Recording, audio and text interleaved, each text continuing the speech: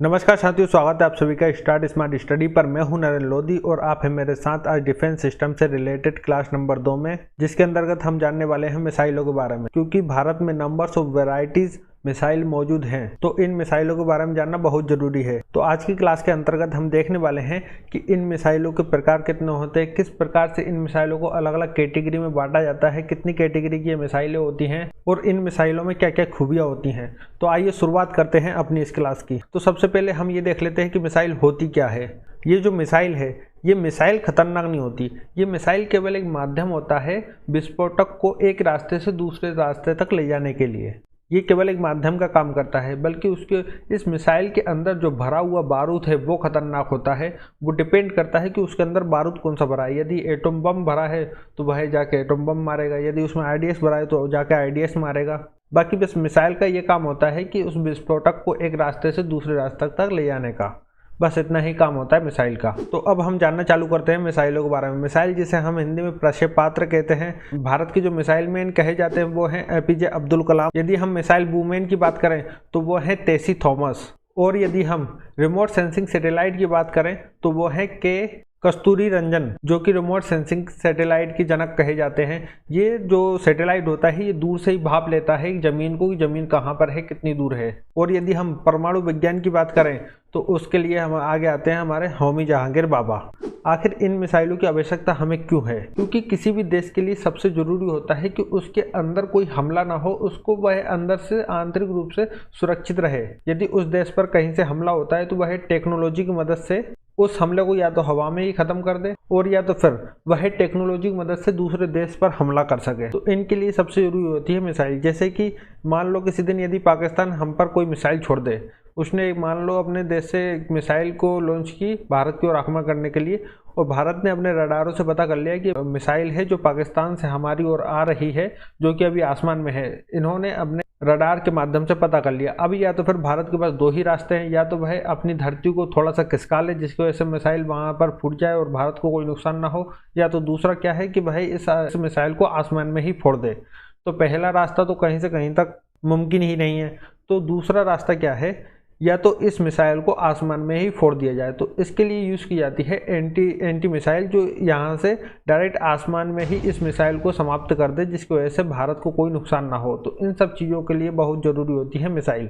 अब इन मिसाइलों को हम कई कैटेगरी में बांटते हैं, जैसे कि क्रूज मिसाइल, बैलिस्टिक मिसाइल, फिर आ जाती है गाइडेड मिसाइल और अनगाइडेड मिसाइल। ये क्या होती हैं? फिर आ जाती हैं सबसोनिक मिसाइल, सुपरसोनिक मिसाइल और हाइपरसोनिक मिसाइल। आज इतने पॉइंटों के बारे में हम चर्चा करने वाले हैं कि ये इन मिसाइलों को कौन सी मिसाइल क्रूज मिसाइल होती है, कौन सी मिसाइल बैलिस्टिक मिसाइल होती हैं, सबसोनिक, सुपरसोनिक और हाइपरसोनिक की मिसाइलें क्या होती हैं। तो पहले हम बात करते हैं क्रूज मिसाइल की। तो क्रूज मिसाइल जिसका पहला पॉइंट यही आता है कि इसकी जो रेंज होती है वो है 1000 किलोमीटर से कम होती है। यानी कि ये जो मिसाइल होती है वो 1000 किलोमीटर से कम मार कर सकती है, 1000 किलोमीटर से कम दूरी तक ही जाती है।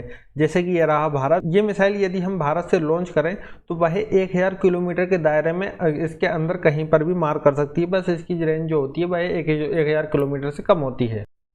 इसके यदि हम सेकंड पॉइंट की बात करें तो ये जो मिसाइल होती है, ये जो क्रूज मिसाइल होती है, इसकी ऊंचाई जो होती है वह 4 मीटर तक की ऊंचाई पर उड़ सकती है। 4 मीटर कितना होता है? जो हमारे मकान होता है जिसकी पहली मंजिल होती है, यदि हम उसमें 2-4 फीट और ऐड कर दें तो उतनी जो दूरी होती है वह 4 मीटर की होती है। यानी जो ट्री होती है, ट्री की ऊंचाई पर उड़ सकती है। इतनी कम ऊंचाई पर उड़ सकती है यह मिसाइल, जिसकी वजह से ये रडार में इतनी जल्दी पकड़ में नहीं आती और इसकी स्पीड बहुत ज़्यादा होती है। इसलिए इसे हम ट्री मिसाइल भी कहते हैं, क्योंकि ये ट्री की ऊंचाई पर उड़ती है। इसके थर्ड पॉइंट की बात करें तो ये जो क्रूज मिसाइल होती है, इसके जो पार्ट्स होते हैं वह अलग अलग नहीं होते। जैसे कि कुछ मिसाइलें ऐसी भी होती हैं जिनके part A B C D या 1 2 3 4 पार्ट्स में टूटते हुए चले जाते हैं, अलग अलग होते चले जाते हैं। तो ये जो क्रूज मिसाइल होती है इसके पार्ट्स अलग नहीं होते। यदि हमने यहाँ से इसको लॉन्च किया, जब तक वह अपने टारगेट को हिट नहीं कर देती तब तक वह वैसी ही रहती है, कहीं से भी कोई इसका पार्ट अलग नहीं होता है। जैसे कि फॉर एग्जाम्पल ये एक मिसाइल है, ये एक बैलिस्टिक मिसाइल का एग्जाम्पल है। जैसे कि ये कोई मिसाइल है, यदि हम इसको लॉन्च करते हैं किसी टारगेट की ओर तो वह टारगेट की ओर जाती तो जाती है, लेकिन वह अपने अपने पार्ट्स को बीच में तोड़ते हुए चले जाती है, क्योंकि इनमें भरा हुआ रहता है फ्यूल और ये फ्यूल खाली होता चले जाता है। तो इसके जो पार्ट्स होते हैं वह नीचे की ओर गिराते हुए चली जाती है, जिसका इसका जो वेट है वह हल्का हो जाता है और ये बहुत स्पीड से भी जाती है। तो ये जो एग्जाम्पल है ये बैलिस्टिक मिसाइल का एग्जाम्पल है जिसके पार्ट्स अलग अलग होते हैं। तो क्रूज मिसाइल के पार्ट्स अलग होते हैं? जी नहीं होते। इसके यदि हम 4 पॉइंट की बात करें, 4th पॉइंट की, तो इसमें जो इंजन लगा होता है वह जेट इंजन लगा होता है। जेट इंजन का इस मिसाइल में प्रयोग होता है। तो अब ये जेट इंजन क्या होता है? जब इंजन की बात आती है तब ये 2 प्रकार के इंजन होते हैं, एक तो होता है जेट इंजन और दूसरा होता है रॉकेट इंजन। तो जितनी भी क्रूज मिसाइलें होती हैं उन सभी में जेट इंजन का प्रयोग होता है। अब ये जेट इंजन क्या होता है? क्योंकि किसी भी फ्यूल को जलने के लिए सबसे जरूरी चीज होती है वह है ऑक्सीजन। किसी भी फ्यूल को जलने के लिए क्या चाहिए? बस ऑक्सीजन चाहिए। ऑक्सीजन नहीं होगा तो वह फ्यूल नहीं जलेगा। एकमात्र पदार्थ जर्कोनियम है जो बिना ऑक्सीजन के जल सकता है। तो इसमें जो फ्यूल भरा होता है उसके लिए जलने के लिए ऑक्सीजन की जरूरत होती है और ऑक्सीजन वायुमंडल में मिलता है। तो ये जो क्रूज मिसाइल होती है यह एटमॉस्फेयर से अपने ऑक्सीजन को छांट लेती है और फ्यूल जलने लगता है, जिसकी वजह से ये आगे बढ़ने लगती है। ये केवल एटमॉस्फेयर में ही उड़ सकती है ये मिसाइल। तो अब रॉकेट इंजन की यदि हम बात करें तो ये जो रॉकेट इंजन होता है यह वायुमंडल में भी उड़ सकता है और ये अंतरिक्ष में भी उड़ सकता है। क्योंकि जो रॉकेट इंजन होता है जिस मिसाइल में यूज़ करते हैं उस मिसाइल में अलग से एक ऑक्सीजन का सिलेंडर रखा जाता है, जिसकी वजह से ये जो मिसाइल है वह अंतरिक्ष में जाकर भी ऑक्सीजन उसे मिल सके और वह अपने फ्यूल को जलाकर आगे बढ़ सके। तो ऐसी मिसाइलों में हम रॉकेट इंजन का यूज़ करते हैं जो मिसाइल अंतरिक्ष में जाती है। जो मिसाइल वायुमंडल के अंदर चलती है उसमें हम जेट इंजन का प्रयोग करते हैं, क्योंकि उसमें ऑक्सीजन केवल वह वायुमंडल से ही ले सकती है। यदि हम इसको और डिटेल से समझें तो ये रहा एटमॉस्फेयर, वायुमंडल, और ये रही वो क्रूज मिसाइल जो केवल वायुमंडल में ही चल सकती है, क्योंकि इस एटमॉस्फेयर वायुमंडल में ही ऑक्सीजन अवेलेबल होता है। और इसके जो ऊपर वाला पार्ट है ये रहा स्पेस, ये अंतरिक्ष। इसमें कौन सी मिसाइल जाती है? इसमें वह मिसाइल जाती है जिसके अंदर रॉकेट इंजन लगा होता है, क्योंकि रॉकेट इंजन एटमॉस्फेयर से निकलकर डायरेक्ट सीधे अंतरिक्ष में जाता है। अंतरिक्ष में अपने अंदर जो ऑक्सीजन का सिलेंडर है उससे ऑक्सीजन लेके अपने फ्यूल को जलाकर वह स्पेस में आगे की ओर मूव कर सके। तो ऐसी मिसाइलों में किस प्रकार की जो इंजन होता है उसका यूज होता है वो है रॉकेट इंजन। तो आई होप आप लोगों को क्रूज मिसाइल के बारे में समझ में आया होगा। तो अब हम देखते हैं बैलिस्टिक मिसाइल के बारे में। बैलिस्टिक मिसाइल, इसका जो पहला पॉइंट है, इसकी जो रेंज होती है वह एक्स्ट्रा ऑर्डिनरी होती है, जो 5000 किलोमीटर से 8000 किलोमीटर तक की होती है। ये मिसाइल वायुमंडल से सीधे अंतरिक्ष में ही जाती है, क्योंकि इसके अंदर लगा होता है रॉकेट इंजन और रॉकेट इंजन के पास अपना एक सिलेंडर होता है ऑक्सीजन के लिए। इसके जो पार्ट्स हैं वह अलग अलग हो जाते हैं। जैसा कि अब हमने थोड़ी देर पहले एग्जांपल दिया था कि ये जो मिसाइल है ये बैलिस्टिक मिसाइल का एग्जांपल दिया था जिसके पार्ट्स ABCD के फॉर्म में टूटते हुए जा रहे थे। वह इन पार्ट्स का फ्यूल खत्म होता जाता है और यह अपने एक एक पार्ट्स को नीचे की ओर गिराती हुई चली जाती है। और इससे बैलिस्टिक मिसाइल के अंदर जिस इंजन का प्रयोग होता है वो है रॉकेट इंजन। बैलिस्टिक मिसाइल के बारे में हम ये थोड़ा और डिटेल से यदि समझें तो ये मान लो फॉर एग्जांपल ये है कोई बैलिस्टिक मिसाइल है जिसके ये जो ऊपर का पार्ट होता है, ये जो ऊपर का कैप होता है, इसको कहा जाता है वारहेड। वारहेड ये एक ऊपर से ढक्कन की तरह होता है, इसके अंदर भरा होता है पेलोड। पेलोड क्या होता है? जिसके अंदर जो बारूद भरा होता है, एटम बम भरा है, RDX भरा है, तो वो सब कहाँ होता है? पेलोड में होता है और ये वारहेड के अंदर होता है। अब ये जो बैलिस्टिक मिसाइल होती है यह पहले एटमॉस्फेयर वायुमंडल से निकलकर पहले ये स्पेस में जाती है। स्पेस में जाने के बाद यह अपने ये कई पार्ट में बनी होती है, ये कई पार्ट्स में बनी होती है। तो ये अपने जो पार्ट है नीचे वाला इसको और ऊपर वाले ये जो वार हेड है इस दोनों को नीचे गिरा देती है, जिसकी वजह से यह मिसाइल थोड़ी हल्की हो जाती है और स्पीड से आगे की ओर बढ़ने लगती है।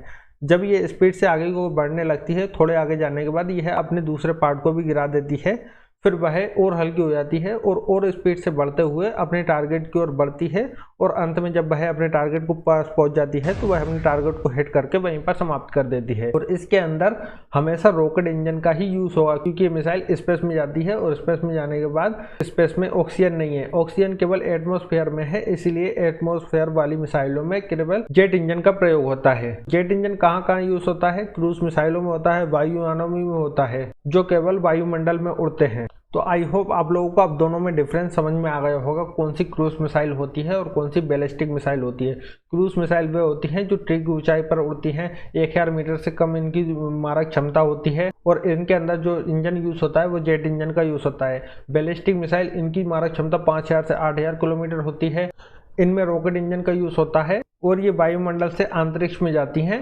अंतरिक्ष में जाने के कारण इनमें रॉकेट इंजन का यूज किया जाता है, जिनके पास अपना एक ऑक्सीजन का सिलेंडर होता है। अब हम देखते हैं कि भारत को किन मिसाइलों की ज़्यादा आवश्यकता है।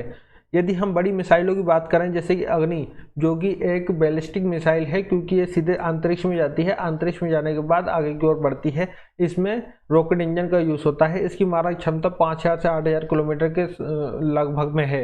यदि हम बड़ी मिसाइलों की बात करें तो ये इतनी दूर तक मारक क्षमता रहती है, इतनी दूर तक ये मार सकती है। तो भारत को थोड़ी ना कोई अमेरिका से युद्ध करने जाना है या इतनी दूर थोड़ी ना भारत को लड़ाई करने जानी है। यदि भारत को इतनी दूर लड़ाई करने जानी भी होगी तो वह अपनी नेवी या एयरफोर्स के माध्यम से जाएगा। और वैसे भी लड़ाई दूर के रिश्तेदारों से नहीं होती है, लड़ाई होती है अपने पड़ोसियों से। यदि हम छोटी मिसाइलों की बात करें तो ये जो भारत है, भारत की यदि लड़ाई होगी भी तो किससे हो सकती है, या तो वो पाकिस्तान से होगी या चीन से होगी, जो कि अड़ोस पड़ोस में है। तो इन देशों के लिए सबसे जरूरी होती है छोटी मिसाइल, जिन्हें क्रूज मिसाइल कहते हैं। क्यों? क्योंकि इनकी मारक क्षमता कम होती है लेकिन इसकी स्पीड बहुत ज़्यादा होती है, कम ऊंचाई पर उड़ती हैं, ट्री की जितनी ऊंचाई पर उड़ती हैं, जिसकी वजह से ये रडार में इतनी जल्दी पकड़ में नहीं होती। तो सबसे जो बेहतरीन मिसाइल है वो है ब्रह्मोस मिसाइल। ये है इसके बारे में हमने अपनी पिछली वीडियो में बताया था।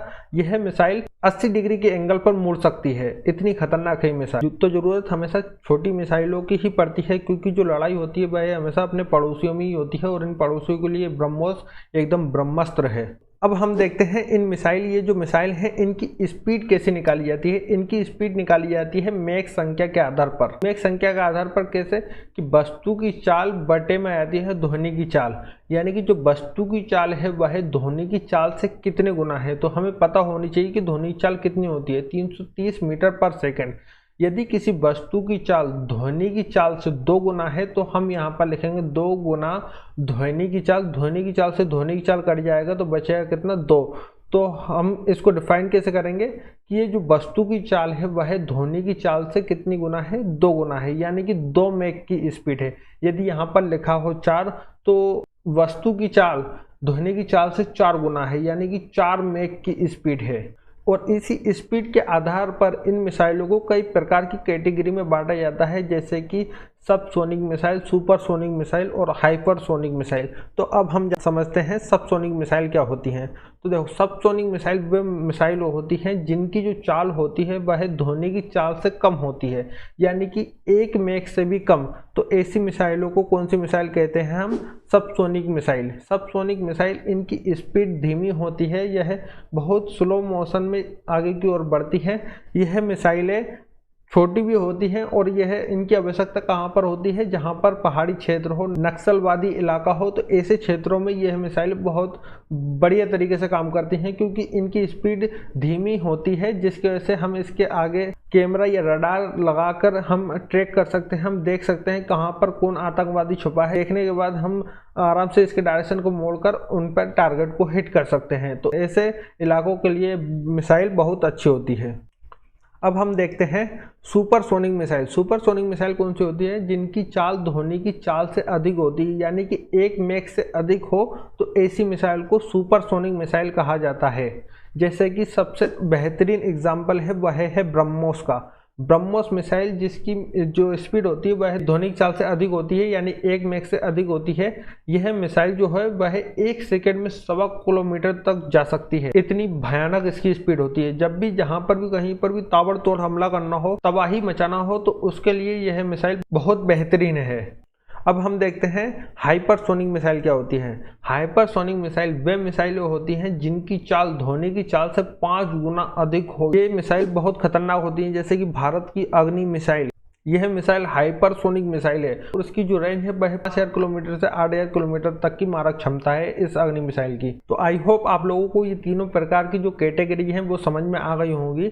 अब हम देखते हैं गाइडेड मिसाइलें कौन सी होती हैं और अनगाइडेड मिसाइलें कौन सी होती है। तो गाइडेड मिसाइल वे मिसाइल होती है जिनको हम लॉन्च करने के बाद, जिन्हें हम छोड़ने के बाद उनको गाइड कर सकते हैं, किसी भी डायरेक्शन में मोड़ सकते हैं। इनको डायरेक्शन मोड़ना इसलिए आसान होता है क्योंकि इनमें लगे होते हैं विंग्स। जैसे कि पक्षियों के कैसे पंख होते हैं वैसे ही इनमें विंग्स लगे होते हैं, इनके माध्यम से इनके डायरेक्शन को मोड़ा जा सकता है। अनगाइडेड मिसाइल क्या होती हैं?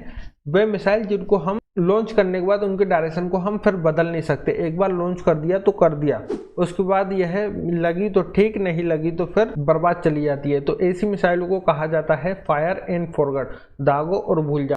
तो ये होती है गाइडेड मिसाइल और अनगाइडेड मिसाइल। तो आई होप आप लोगों को इतना मिसाइलों के बारे में समझ में आया होगा कि किस प्रकार से हम इनको कैटेगरी में बांटते हैं। तो मिलते हैं नेक्स्ट वीडियो में।